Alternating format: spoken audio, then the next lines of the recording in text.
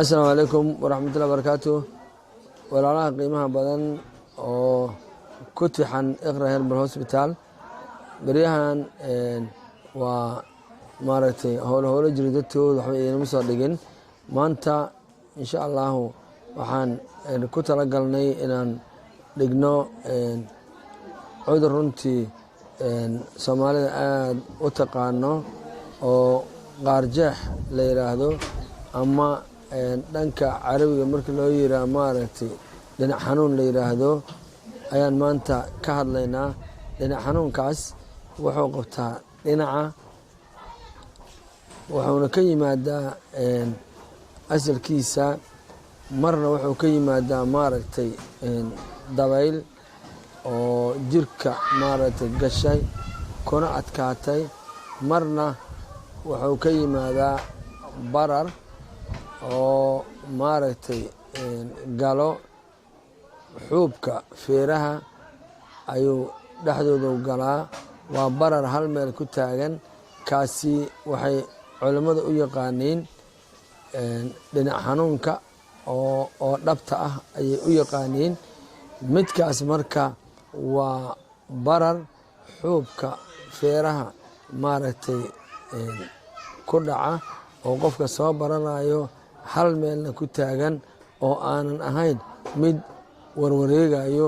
waa laga yaabaa in dhinacii oo dhan oo qofka xanuuno oo laga bilaabo madaxa ilaa lugta inuu xanuuno waa laga yaabaa.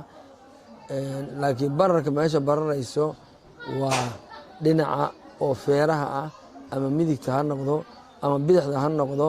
qaarjeexaas xanuunkaas ayuu leeyahay. qaybtiisa labaad waa qaarjeexa oo macnaha aan dhabta ahayn.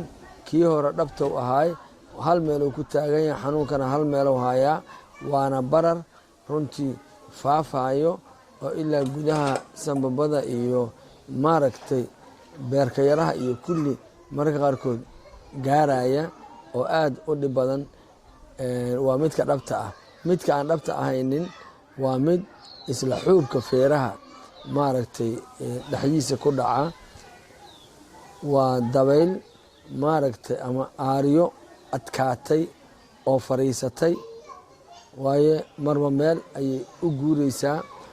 ama dhankaas midigtay haysaa ama dhanka bidixday haysaa ama maaragtay marba meelay sidaasi u qabataa.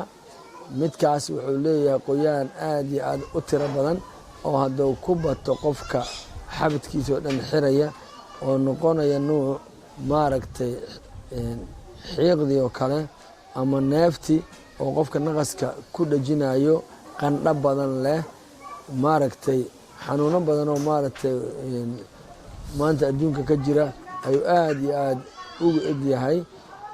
ilaahay subxaanahu watacaala hanaga badbaadiyo. waa cudur dhib badan.